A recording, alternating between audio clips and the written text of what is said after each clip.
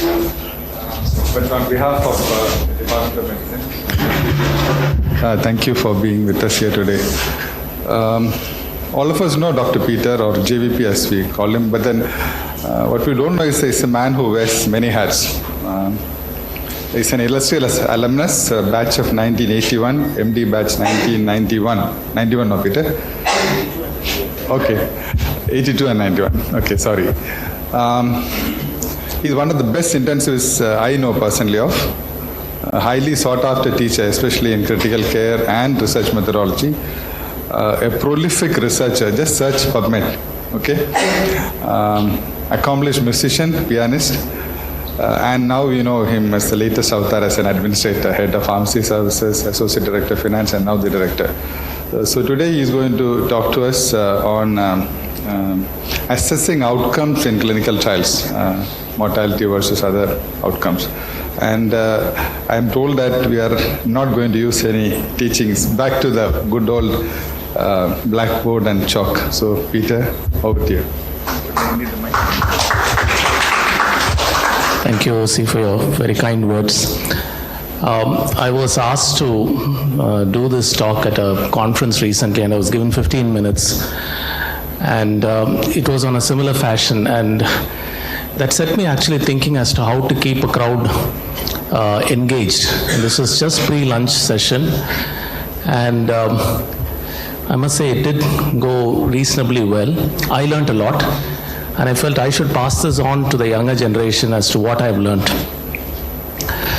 There is an art and a science in medicine. The science is getting stronger and stronger.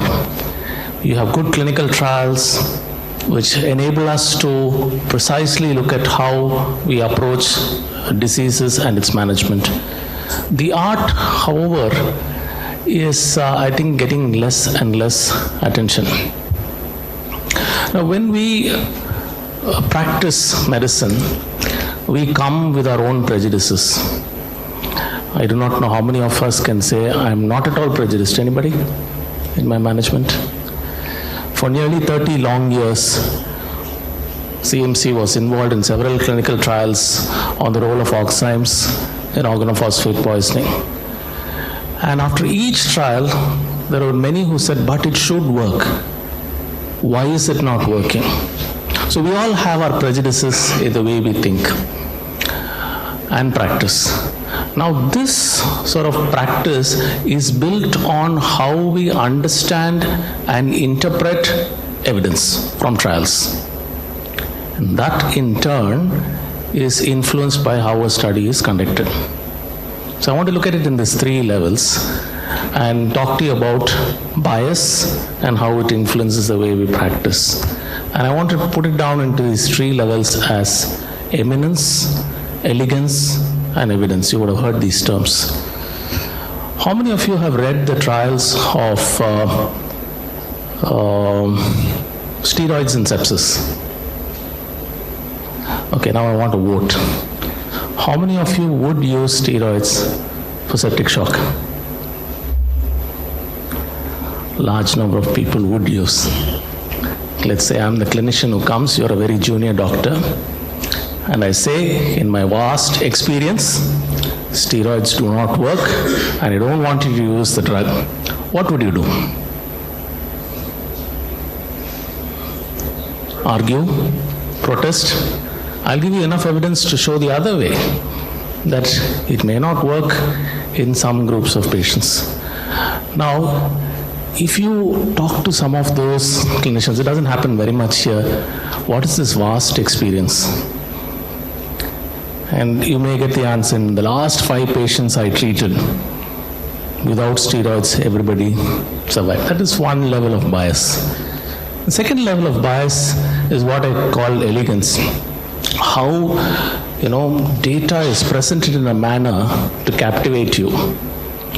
After all, drug companies need to make their money. And all of us, when we like to present studies, we like to present positive studies, that we've done a great job. And so we try and influence practice by the way we present. There is an interesting anecdote which talks about people from a village who go to cut wood. 100 men go to the village to cut wood. And they are supposed to stay in the forest and for a month. So they are accompanied by 2 women who help with the cooking. At the end of the month, the chief of that group sends a message to the village saying 2% of the men married 100% of the women. You know, when you presented something like this, it gives a very different connotation to what actually happened. There were only 2 women. They got married to 2 of the men. Okay, so you may say this doesn't happen in clinical medicine, clinical practice. I'm reminded of the COX-2 inhibitor controversy about 15 years back. There was an association between COX-2 inhibitors and myocardial infarctions. So the pharma industry came up with this brilliant trial. You may have heard this before, where they presented in a paper 10,000 patient years of follow-up of COX-2 inhibition, and they said it's not associated with myocardial events. And what was the problem with that study? PGs.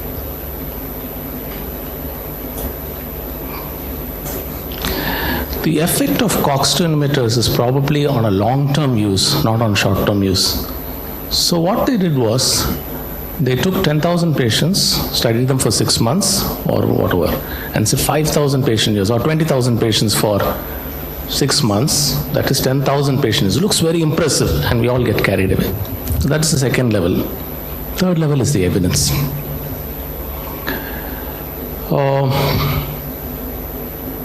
We are often, met by several drug representatives who say this is good, that is good. So there is this rep who comes and meets you and says, "I got this wonderful new drug for sepsis. I need your support." That's how they come, no? "I need your support, doctor."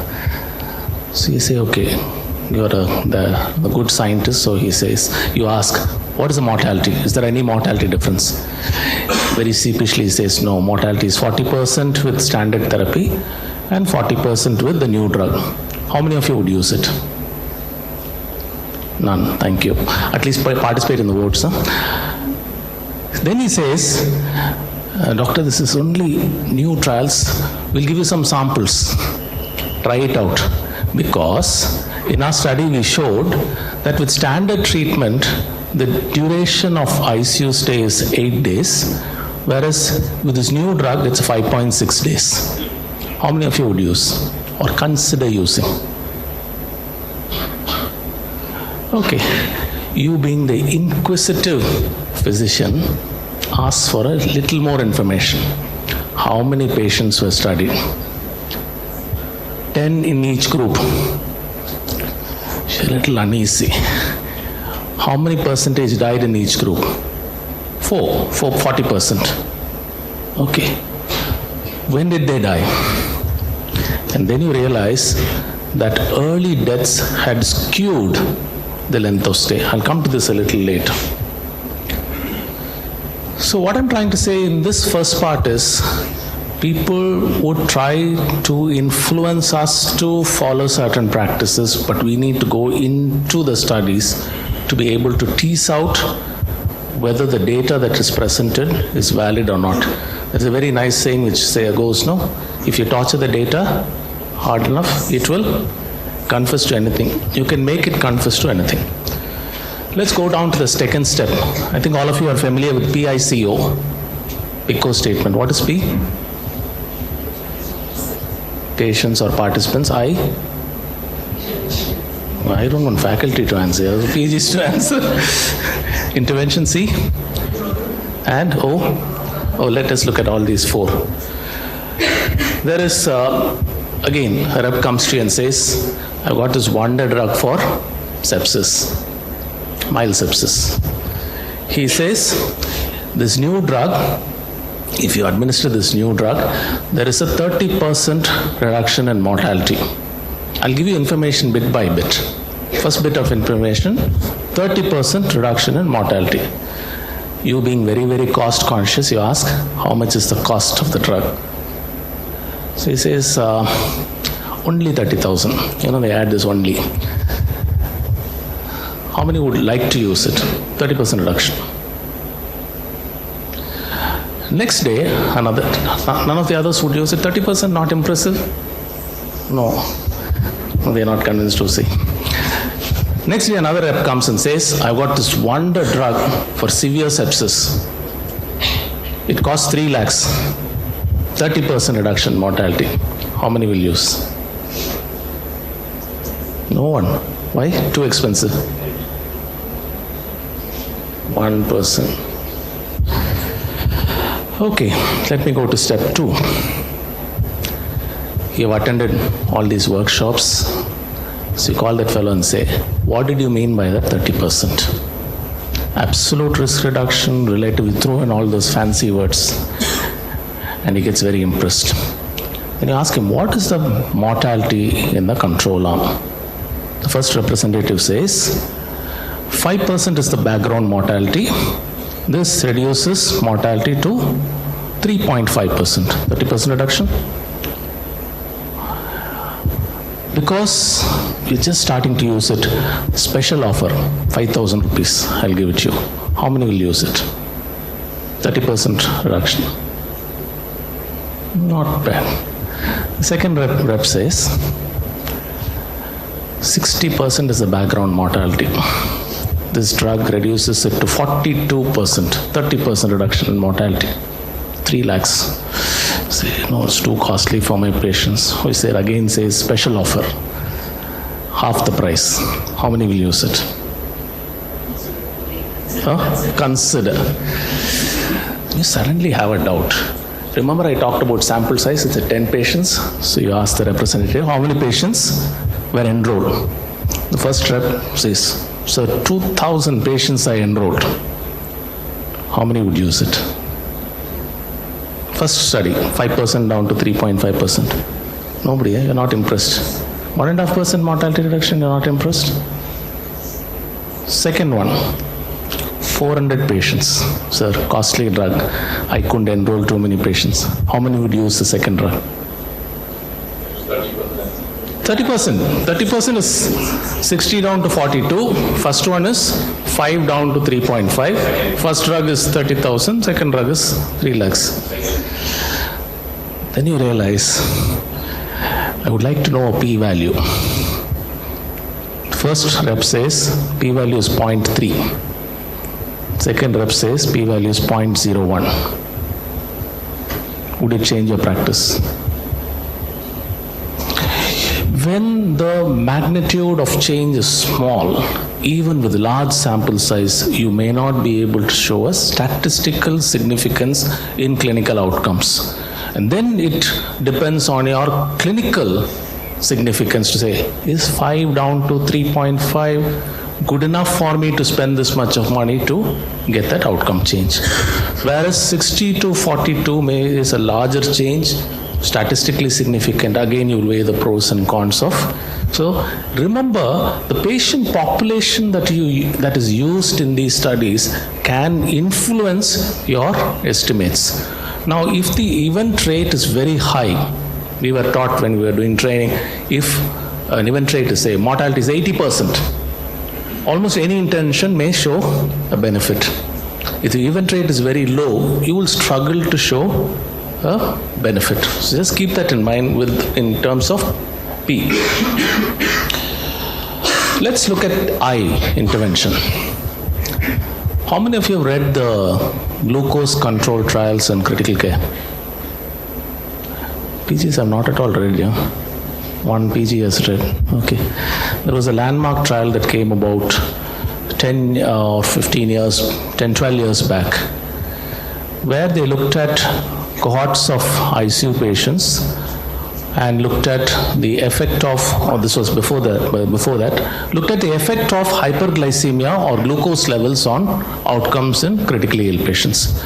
And what they found was, if patients had very high blood sugars, there was worse outcome as opposed to those who had normal blood sugars. And they looked at different ways of, whether they were newly detected diabetics or pre-existing diabetics or stress-induced hyperglycemia, and this was the association they found.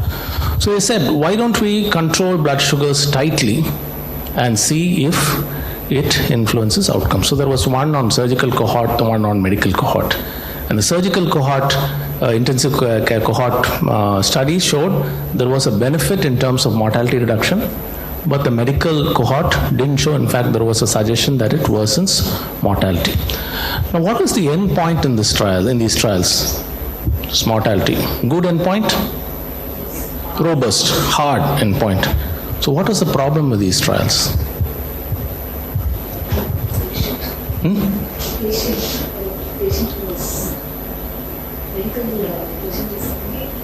Maybe sicker, okay, but agreed. Let me put a googly to this. If you think that the body responds in a stereotypic way to critical illness, it shouldn't really matter whether they're medical or surgical. It's a response to any insult.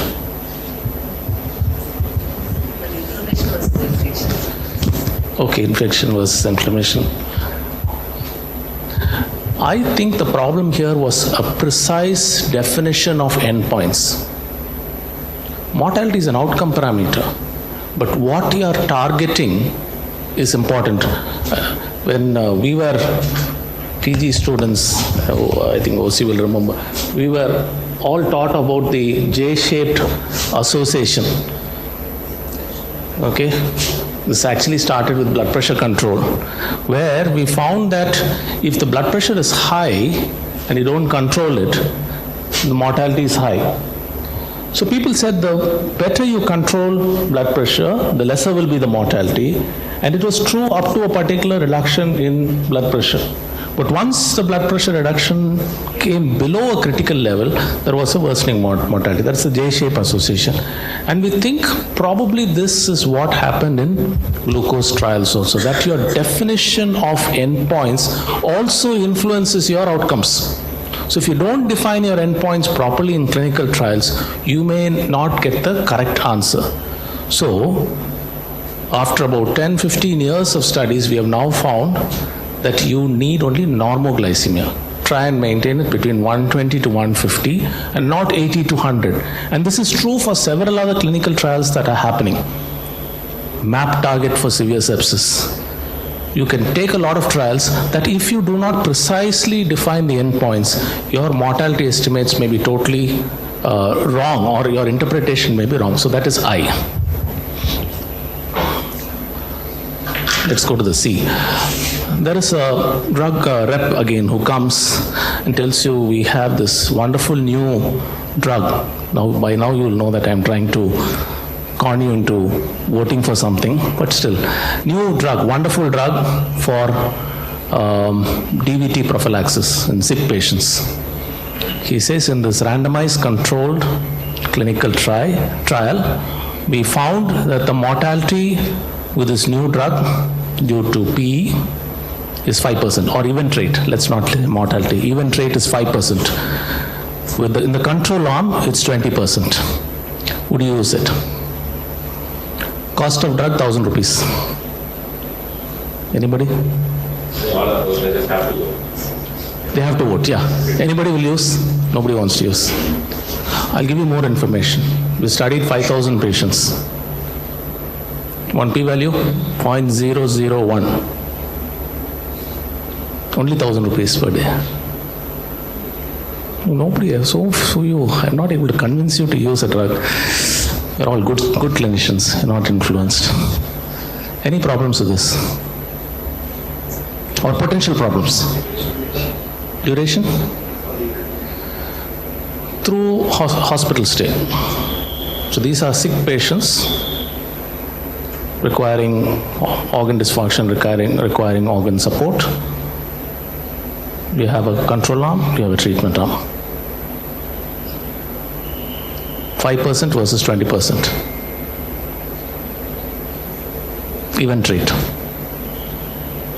Yes? Some more? Unless you want to ask me another question. 5% and 20%. Significant. Statistically significant, clinically significant. Mortality. Okay, I'm giving you a very hard outcome. It's not truly placebo. Okay, if you look at the trials that have come maybe about 10 years back, a lot of these newer low molecular weight heparin drugs were all compared with placebo, not against heparin or other standard, other low molecular weight heparins. And if I gave you the information that with say enoxaparin it was 6% and another drug it was 7%, it may change the way you practice. So look at the comparator also when you're looking at mortality estimates, because again I'm trying to tell you that we can be so easily influenced by large sample size studies, we can be so much influenced by p-values, we can be influenced by where it is done, but look at all these points very carefully. Let us go to the O.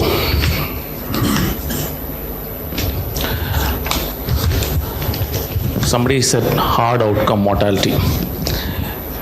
Now, we look at different types of outcomes in clinical studies. We look at, let's say, hard outcomes and soft outcomes. What do you mean by soft? As opposed to a hard outcome. There could be a potential subjectivity, yes. Yeah, basically that's what it is. So one of my teachers always used to say, you can count the number of bodies. Hard outcome, mortality is dead or alive. Okay? And in terms of outcomes, we also look at continuous variables, discrete variables, and how these are used in your overall estimates of effect is can also be looked at in another way. So let's look at this hard outcome, dead or alive. When you do clinical studies, how do you report DOMA? Do you report them as dead or alive? But they're not dead. So how do you report them?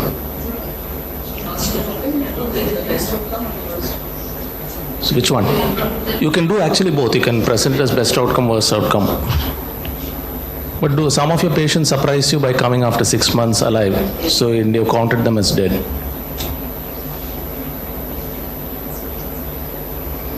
So what do we do? Present all the three.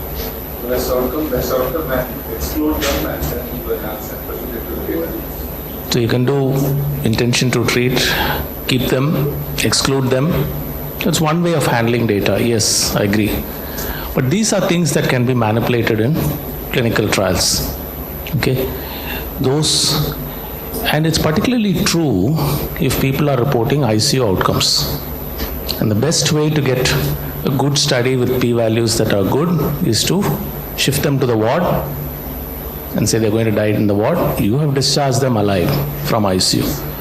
Okay, and it's useful to keep this in mind. So one of the things that I have been thinking about and we have proposed is, rather than saying dead and alive, can we use the term favorable, unfavorable? Now, what do I mean by favorable? Somebody who has a good probability of going out of hospital alive and getting back to work, normal quality of life, or reasonably normal quality of life. Anything else can be called unfavorable. It may not be as hard as dead and alive, but with the problems that we have in India about LAMA, DAMA and all these things, this may be a different way of looking at it. So in the unfavorable outcomes, you will have a basket of different outcomes. The first one will be those who have died. The second is those who have died but have significant neurological disability, almost vegetative. The next level will be neurologically they are okay, but physically they are not back to normal. So you can have a basket of outcome options that can be classified as unfavorable. Next, let me put down some data on effect of mortality or time on mortality.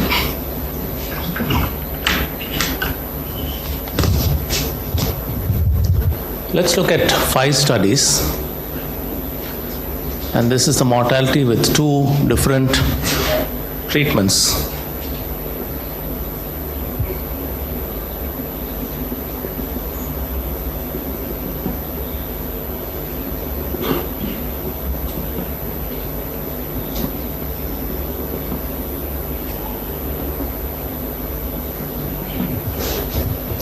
Just glancing through this, which is better?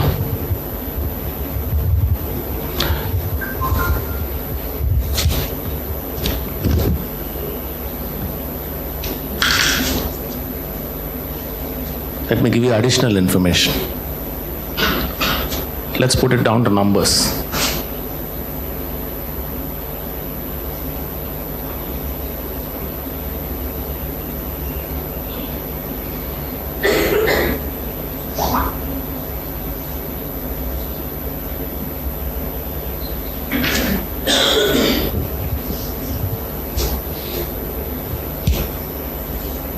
I know it's small numbers. This is just to illustrate a particular concept in mortality assessment. Any thoughts? No major difference. But if you look at these studies, it seems to sort of favor A. We can even put it as 2,000 patients or 200 patients. You may get a clinically significant or statistically significant difference. But these studies seem to suggest that B favors A. Okay, now let's remove this 1, 2, 3, 4, 5 and let's assume this is the same study. Okay, 14-day mortality, 28-day mortality, 60-day, 90-day, 180-day. What is it that you observe? If you use a very early cutoff of time period on outcomes, particularly in studies where you are recruiting very sick patients, you may potentially get a result that favors one arm. But if you follow them up for a longer period of time, you may see the converse. Okay? So it's useful to also look at studies in terms of what is the time frame they are talking about in terms of mortality assessment, because that can also influence mortality. And this is particularly true if these were 5 different studies and you're trying to pool these studies and get a pooled estimate. And you'll get very wrong estimates because these are all very, very different endpoints of time. Of course, there are statistical methods of doing it. You can probably do an odds ratio or a hazards ratio, which looks at the effect of one on the other, almost like a Bayesian sort of approach. But remember that time can also influence mortality. The next is, sorry. In a cohort of critical ill patients in the ICU, like support, looking at short-term mortality takes, you know that these patients are ill, they have major medical comorbidities. As time goes on, mortality will be will converge. So your intervention helps them to go home from the ICU. It died at home. Is it not that also important? True. Family may face by one patient come back home. True. He's got a very good, important point, a good point. It also depends on not just statistically different outcomes, but clinically meaningful outcomes. Something else I wanted to say, I forgot. No, many trials use very short-term outcomes to show there is difference and then try to sell you a particular concept or a drug. So all I'm saying is the effect needs to be sustained over time. Now, let's say you're looking at the cancer treatment or HIV treatment. You want a long-term, 5-year survival. But somebody who is septic shock from staph typhus or severe hospital, even short-term mortality makes a difference. True, but here the curve may shift to the other side. That's all I'm trying to say. See here, if you're looking at short-term outcomes, you seem to think that intervention A is better. But if you follow them up over time, you may find that some other intervention may be better. See, often we do not realize that our interventions can have short-term effects and long-term effects on the patient. And this, if there is no crossover, then it's not a problem. If you see a very consistent pattern of the effect being the same throughout, then it's not a problem. This we actually picked up when we were doing our studies on ARDS interventions, and we found that everybody was using different times of intervention and different periods of mortality assessment. And then they were trying to pool everything together to say this is the sum effect. And it's like comparing apples and oranges. So we need to be aware that these can influence. The last one, there are more things, but we are running out of time. So the last one is the effect of mortality on secondary outcomes. Let's look at two interventions, A and B. Mortality is 20% here and 40% here.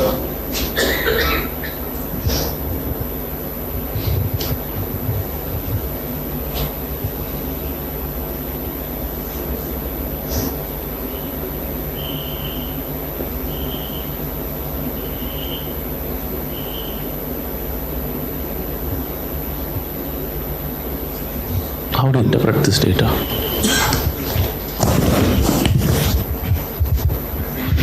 These are all hypothetical, just to illustrate some points.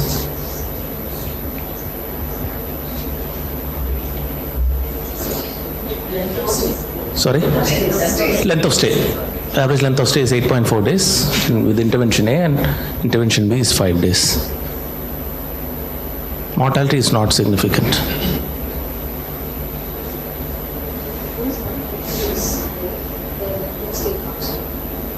Why?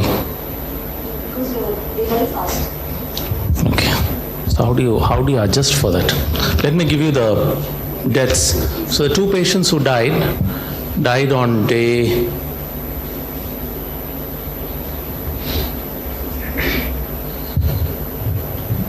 worked it out. Day 6. 8 patients who survived, 72 days. Let's assume there are only 10 patients. 84.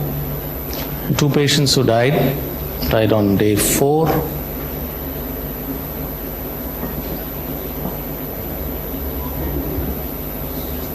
Okay. So you have patients here who died late, patients here who died early. And that was, plus the survivors also had a differential length of stay which accounted for this difference. So how do you adjust for this? So one way is we can leave this out and say duration of stay in survivors. That may not be a true reflection of that particular outcome parameter. Anything else we can do? Kaplan-Meier, how will that help? That helps only for mortality, no? Events may not. Okay.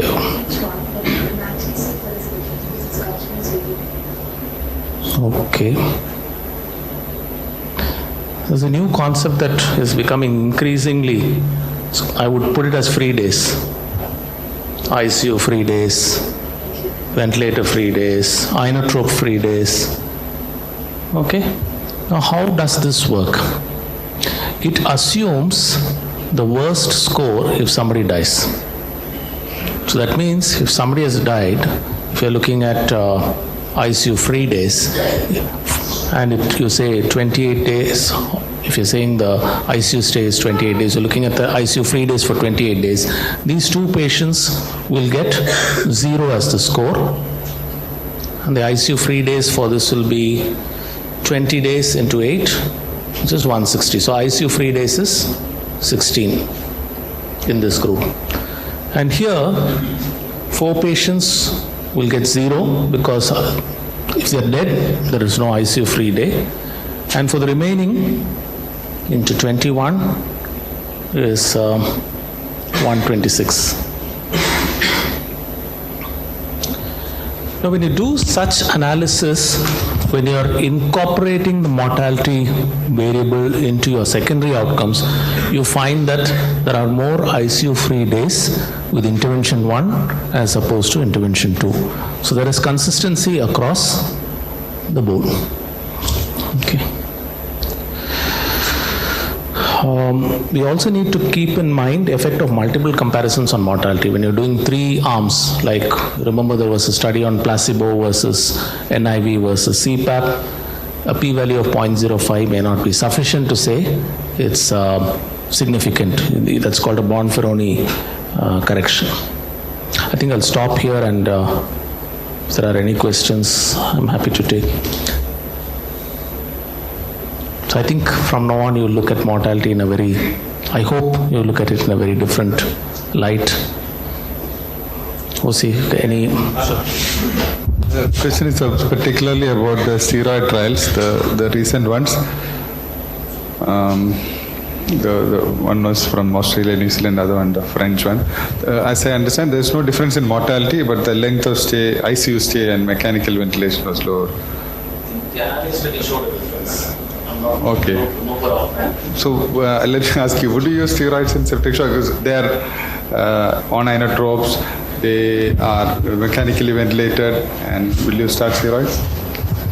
See, it all depends as to in what subset of patients will you start.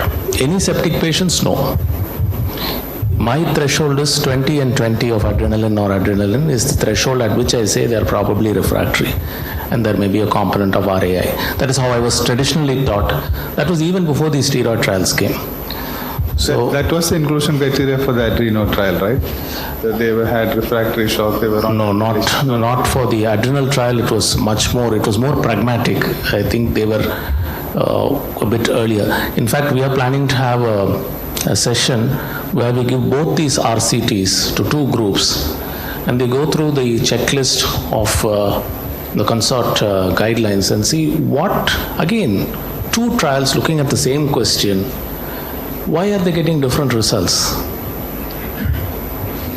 The inclusion criteria was slightly different. One group had much sicker patients, and the other group had not so such patients. I think the adrenal did not have very sick patients. It was more pragmatic, and the Anane study had sicker patients. Again, Anane is very strongly biased in favor of, you should listen to him. He talks very impressively, and he strongly believes that it works. You talk to Bala Venkatesh, he'll say, studies have not shown it to be beneficial.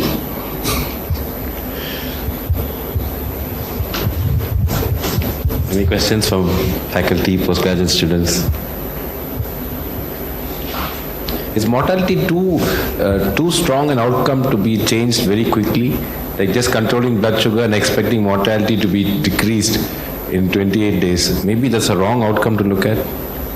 What about looking at utility scores or quality of life? Is that something useful in ICU situation? It's probably a better outcome, but they're very difficult to do. Because utility, you'll have to follow them up over time to show that there is a change in your quality is preserved, or the utility score is, utility score is a predictive score that you're using. It's not an actual measure of their functionality.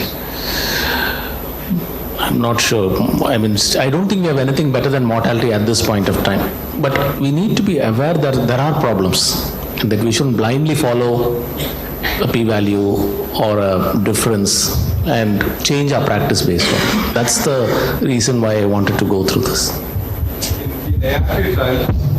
ART trials now, nobody looks at outcome because you need to follow up large number of patients for a huge, many years.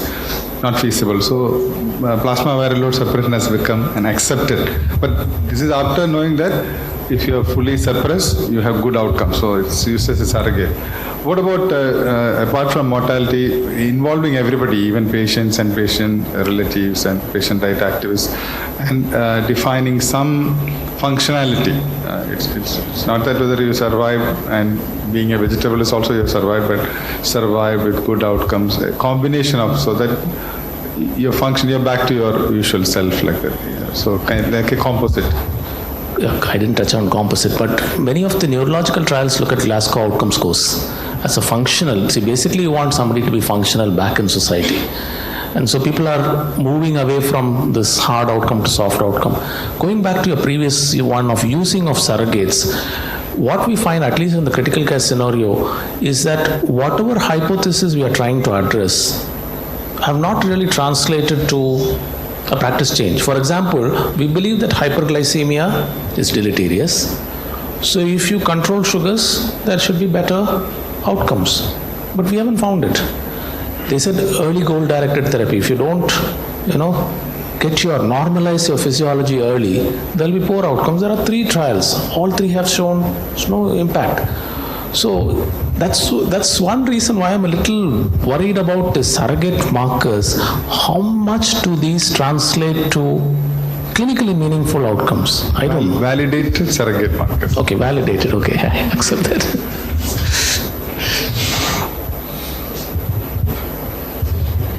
Any further questions? So if none, thank you very much, JVP. It was really fantastic presentation. We hope to have you back.